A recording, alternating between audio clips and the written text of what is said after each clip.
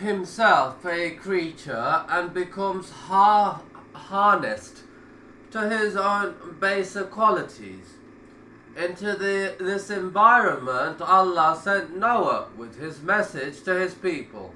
Noah was the only intellectual not caught in the whirlpool of man's destruction, which was caused by polytheism. Noah's reasoning with his people, Allah in his mercy sent his messenger, Noah, to guide his people. Noah was an excellent speaker and a very patient man. He pointed out to his people the mysteries of life and the wonders of the universe. He pointed out how the night is regularly followed by the day, and that the balance between these opposites were designed by Allah the Almighty for our good. The night gives coolness and rest, while the day gives warmth and awakens activity. The sun encourages growth, keeping all plants and animals alive, while the moon and stars assist in the reckoning of time. Direction and seasons. He pointed out that the ownership of the heavens and the earth belongs only to the divine creator. Divine creator. Therefore, he explained to this people, there cannot have been more than one deity. He clarified to them how the devil had deceived them for so long, and that the time had come for this deceit to stop.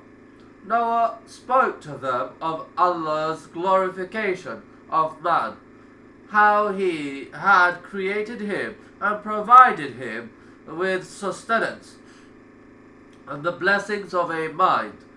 He told them that idol worshipping was a suffocating injustice to the mind.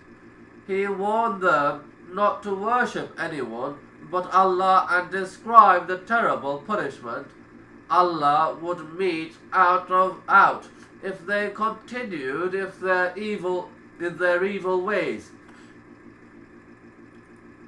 Division among Noah's people. The people listened to him in silence.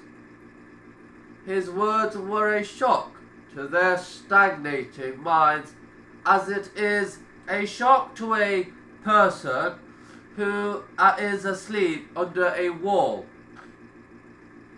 which is about to fall and who is vigorously awakened. This person may be alarmed and may even become angry, although the aim was to save him. Noah's people were divided into two groups. After his warning, his words touched the hearts of the weak, the poor, and the miserable, and soothed their wounds with its mercy.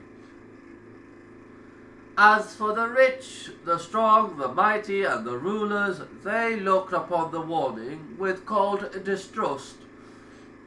They believed they would be better off if things stayed as they were.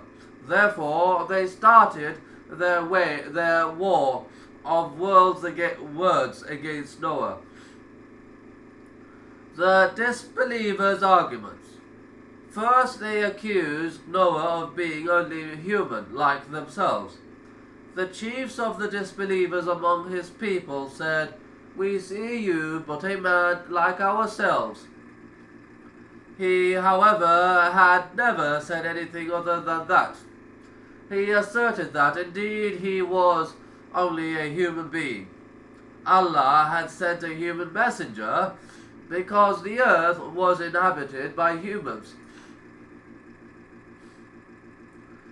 If it had been inhabited by angels, Allah would have sent an angelic messenger. The contest between the polytheists and Noah continued. The rulers had thought at first that Noah's call would soon fade on its own. When they found that his call attracted the poor, the helpless and common laborers, they started to verbally attack and taunt him. You are only followed by the poor, the meek and the worthless. Allah the Almighty told us, "Indeed we sent Noah to his people. He said, I have come to you as a plain warner, that you worship none but Allah. Surely I fear for you the torment of a painful day." The chiefs of the disbelievers among his people said, "We see you but a man like ourselves, nor do we see any follow you but the meanest among us. And they too followed you without thinking. And we do not see in you any merit above us. In fact, we think you are liars." The disbelievers' attempt to bargain, thus the conflict between Noah and the heads of his people intensified. The disbelievers tried to bargain. "Listen, Noah, if you want us to believe in you, then dismiss your believers. They are meek and poor, while our elite and rich. No faith see and include us both." Noah listened to the heathens of his community and realized they were being obstinate. However, he was gentle in his response. He explained to his people that he could not dismiss the believers as they were not his guests, but Allah's.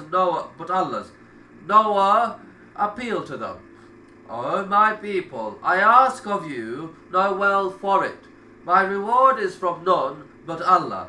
I am not going to drive away those who have believed. Surely they are going to meet their Lord. But I see that you are a people that are ignorant. O my people, who will help me against Allah?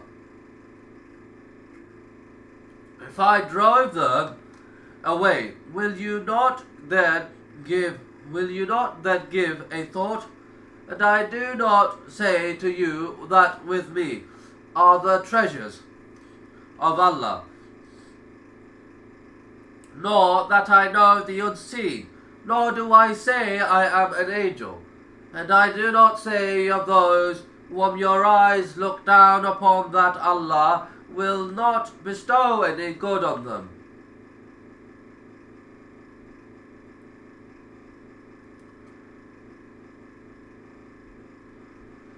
Allah knows what is in their inner selves.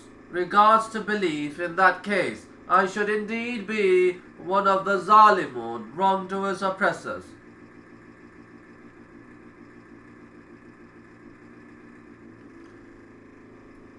No, do not say.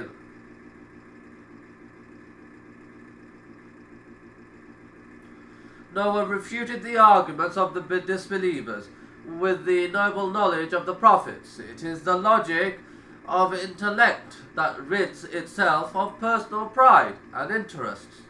The disbelievers remained ignorant. The rulers were tired of Noah's arguments. Allah the Exalted related their attitude. They said, "O Noah, you have disputed with us, and much have you prolonged the dispute with us. Now bring upon us what you threaten us with, if you are of the truthful." He said, "Only Allah will bring the punishment on you, if He will, and then you will escape not, and my advice will not profit you. Even if I wish to give you counsel, if Allah's will is to keep you astray, He is your Lord, and to Him you shall return." The battle continued. The arguments between the disbelievers and Noah became prolonged, when all the refutations of the disbelievers collapsed and they had no more to say.